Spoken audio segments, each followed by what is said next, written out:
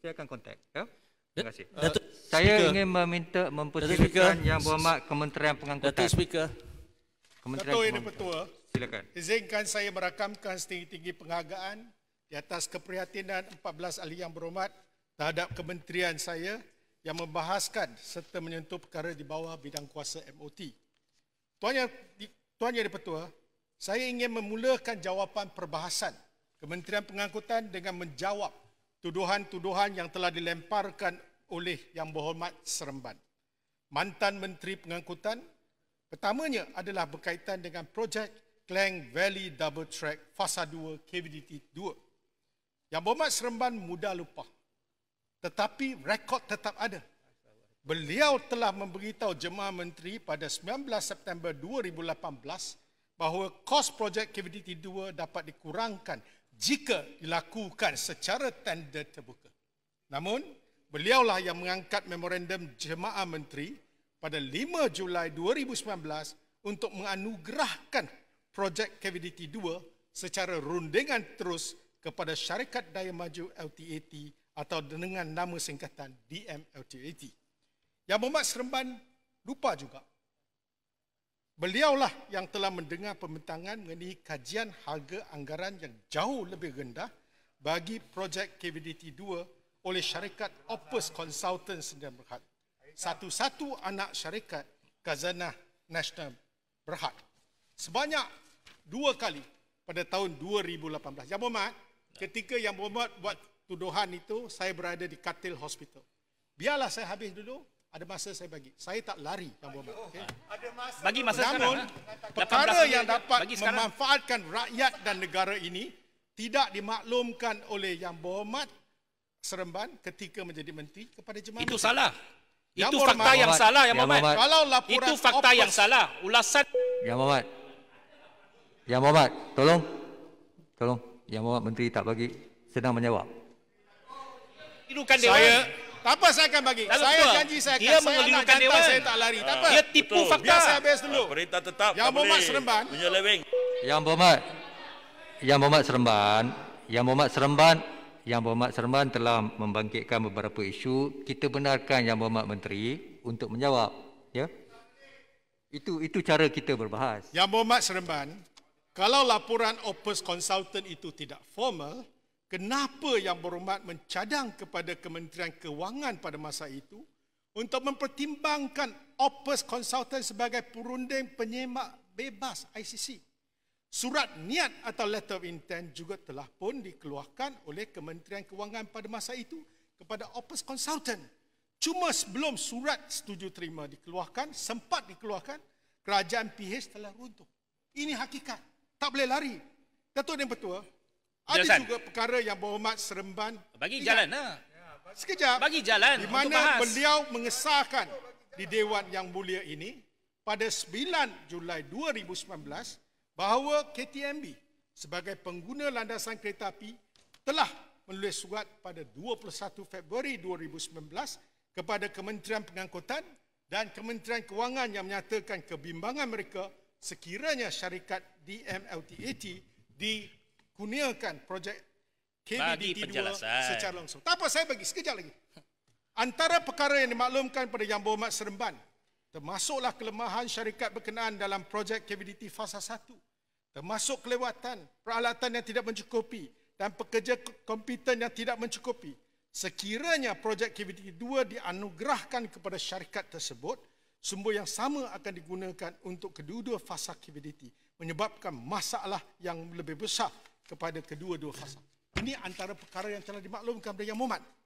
Apa yang disebut oleh Yang Berhormat Seremban dalam pembahasan Belanjawan 2021, beliau ada mengemukakan beberapa perkara termasuk tuduhan yang tidak berasas oleh syarikat berkenaan. Okey. Keputusan untuk menamatkan surat setuju terima projek SST KVDT 2 di mana perjanjian rasmi projek belum ditandatangani bukan keputusan seorang insan bernama Wee Ka Siong, bukan saya sendiri, tetapi dibuat oleh jemaah menteri selepas mempertimbangkan pelbagai input termasuklah pandangan Jabatan Peguam Negara. Kementerian Pengangkutan Malaysia telah menyenaraikan baik buruk dalam mempertahankan keputusan yang telah dibuat oleh kerajaan PH dan penamatan SST dalam memorandum kabinet yang berkenaan. Semasa mengesahkan minit berkaitan keputusan untuk menamatkan SST pada 2 hari bulan September 2020, Kementerian Pengangkutan turut mengemukakan pandangan pihak Suruhanjaya Pencegahan Rasuah Malaysia SPRM bertarikh 1 September 2020 yang mengesahkan bahawa perolehan projek KVDT zaman PH tidak dilaksanakan mengikut prosedur perolehan kerajaan semasa dan Itu lagi satu merumuskan tipu. projek tersebut. Itu lagi satu fakta yang menipukan, sepatutnya mengerirukan. ditawarkan Dewan yang berhormat tipu. secara tender terbuka. Yang berhormat, Apa yang tidak mengikut prosedur? Yang Kita berhormat. bawa dalam kabinet juga. saya sedang membaca satu fakta Yang berhormat satu mengerirukan surat Dewan. yang telah dikeluarkan Siapa yang oleh buat projek Ketua ini? Suruhanjaya. Yang Berhormat. Yang Berhormat Seremban. Tolong. Nanti Yang Berhormat Menteri akan beri laluan. Ya? Ya. Silakan. Dia Berhormat. tipu. Tak sabar dia nak dengar fakta ini. Bukan saya tak sabar, Saya- tetapi yang berhormat tipu. Yang Yang berhormat Berhormat. mengerirukan Dewan. Yang berhormat, Saya cabar. Yang Berhormat. Yang Berhormat. Mohon bawa bertenang. Kita dengar dulu apa yang Berhormat Menteri cakap. Jangan cakap macam tu. melenting ni pasal apa? Jangan cakap macam tu. Kita Saya- dengar dulu. Yang Berhormat. Yang berhormat, Yang Berhormat. Yang Berhormat Seremban. Please. Yang berhormat, Silakan. fakta ni yang saya sampaikan, kalau ada apa-apa unsur yang saya menipu, saya letak jawatan. Saya cuma beritahu pada 1 September 2020, Ketua Pesuruhjaya SPRM menulis surat kepada saya. Saya maklumkan kepada Kabinet yang mana Datuk Seri Azam Baki kata dalam suratnya, dia kata perolehan projek KVDT zaman PH tidak dilaksanakan mengikut prosedur perolehan kerajaan semasa dan merumuskan projek tersebut. Siapa yang bagi projek itu? Projek itu diberikan oleh Leo Tiong Lai. Kamu pun menjadi kabinet masa itu. Yang Berhormat Seremban. Yang Berhormat Seremban. Kita dengar jawapan Yang Berhormat Menteri. Yang berhormat, Tolong. Yang berhormat, ketika Yang berhormat jadi menteri, bernama menyiarkan satu berita dengan besar pada tahun 2018. Yang berhormat sendiri yang kata buat tender terbuka, harga dia akan. Memang betul kita dah buat tender terbuka. Tetapi siapa yang bagi projek itu? Tetapi Projek itu dah diberikan Kenapa? oleh Leo Tiong Lai. kenapa? Leo Tiong Lai yang bagi projek itu. Tengok, Yang berhormat, You apa? Yang Berhormat. Wah, ini bukan cara kita berbahas lah, kan? So, bawa bertenang. Kita dengar dulu apa yang Berhormat Menteri cakap. Lepas tu, nanti kalau ada masa, kita beri laluan. Yang Berhormat Menteri, silakan. Yang berhormat, saya tak nak bertengkar macam tu. Saya cuma kata 2018 mantan menteri kata buat secara tender terbuka. 2009 hakikatnya lah ditawarkan secara rundingan terus. Itu saja. Itu adalah komen daripada SPRM. Adakah itu salah? Adakah itu salah? Saya nak tanya. Datuk Yang Tadi Dipertua, you cakap SPI kata itu prosedur salah. Saya nak tanya adakah itu salah? kalau Yang berhormat tak setuju, boleh berunding dengan Ketua Pesuruhjaya. Jangan ambil SPIM. Itu Kamu yang surat. cakap. Itu Yang berhormat surat. yang cakap dalam Dewan Yang Mulia ini. Yang Berhormat. Yang berhormat yang tuduh kita kata prosedur itu salah. Prosedur yang sama diguna pakai oleh dulu. Yang Kita berhormat. buat bagi balik sebab kita tak mahu ada implikasi perundangan. Itu masalah sebab projek itu diberikan oleh Leo Tiong Lai. You are part of the...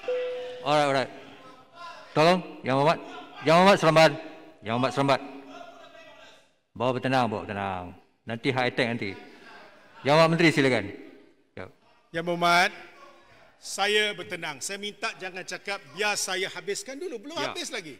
Yang berhormat melenting sebab Yang berhormat tak nak tahu fakta dia. Saya baca apa Dia tahu yang semua kami- fakta tu.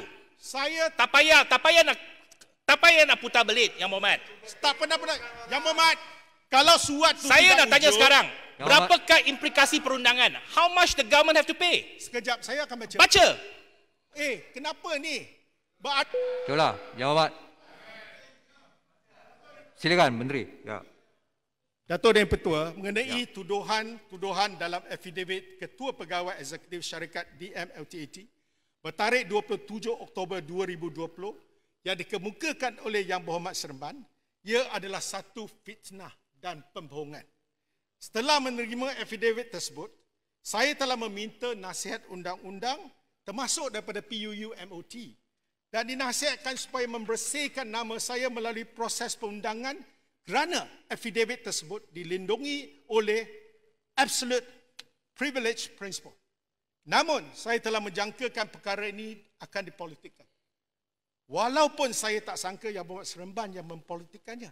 Memandangkan rekod beliau yang memperjuangkan tender terbuka bagi projek KVDT sebelum ini. Saya telah memaklumkan kepada jemaah menteri mengenai kewujudan affidavit tersebut pada 6 November 2020 sebelum Yang Berhormat bawa di Dewan Rakyat. Dan pegawai yang bersama dengan saya dalam perjumpaan dengan syarikat tersebut juga telah membuat laporan polis pada 5 November 2020 untuk menolak segala tuduhan fitnah yang dilemparkan sebelum perkara ini diputarbelitkan oleh Yang Berhormat Seremban. Saya cuma kata oleh kerana itu dalam mahkamah, saya tidak mau subjudis, saya tak komen merit kes itu. Sebab tu saya kata, apa yang Yang Berhormat lemparkan kepada saya rasa terpanggil untuk menjawab. Sekali lagi, saya mencabar Yang Berhormat Seremban untuk mengulangi tuduhan atau sindiran beliau di luar Dewan Yang Mulia, bahawa saya telah menamatkan SST kepada syarikat DMLTAT untuk kepentingan peribadi saya. Saya pasti akan mengambil tindakan undang-undang untuk membersihkan nama saya. Sebagai bekas Menteri Pengangkutan, jelasnya Yang Berhormat Seremban menghindari isu sebegini. Saya menasihati Yang Berhormat supaya berbicara dengan hati terbuka dan berhenti menjadi jurucakap syarikat berkenaan. Biarlah mahkamah yang tentukan. Saya jurucakap kepada rakyat. Ini parlimen. Saya dilantik oleh rakyat untuk menjadi jurucakap kepada rakyat. Ini Yang Berhormat, itu jawapan Yang Berhormat Menteri. Sebenarnya boleh saya komen sikit tak?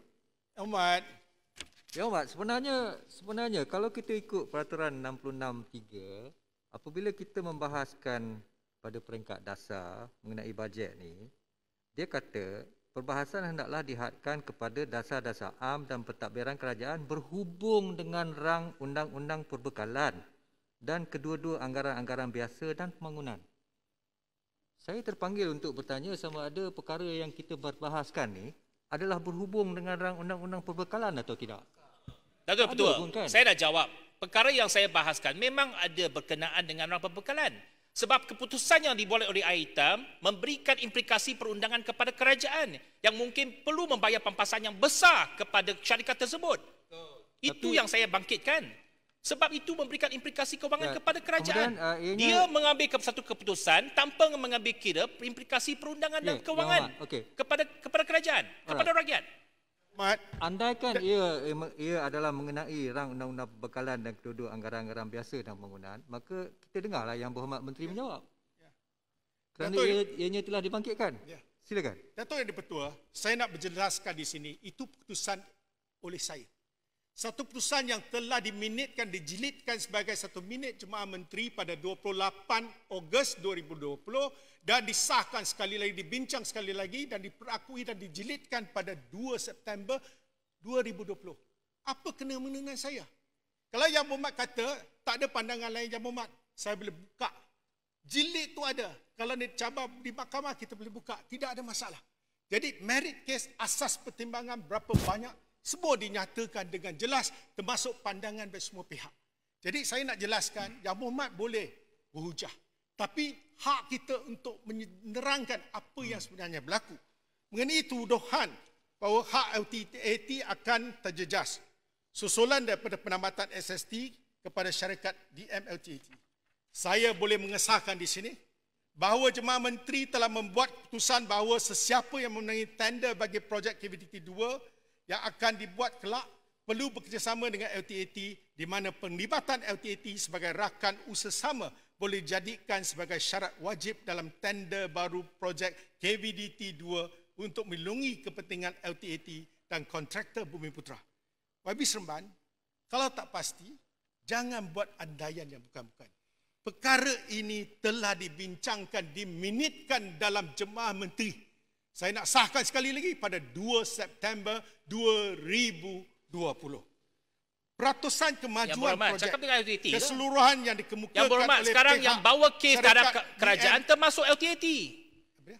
Yang bawa Yang Amat Seremban, saya telah bagi banyak kelonggaran. Saya telah bagi banyak kelonggaran kepada Yang Amat Seremban. Mat, Yang Mohd ada 15 minit belasah saya. Saya duduk di katil hospital dengar saja.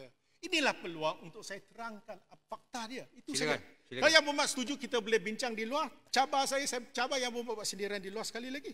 Peratusan kemajuan projek keseluruhan yang dikemukakan oleh projek DMLTAT kepada Kementerian Pengangkutan adalah 12% sahaja setakat 13 September 2020 dan bukannya 24% seperti mana yang dikatakan oleh Yang Berhormat Seremban.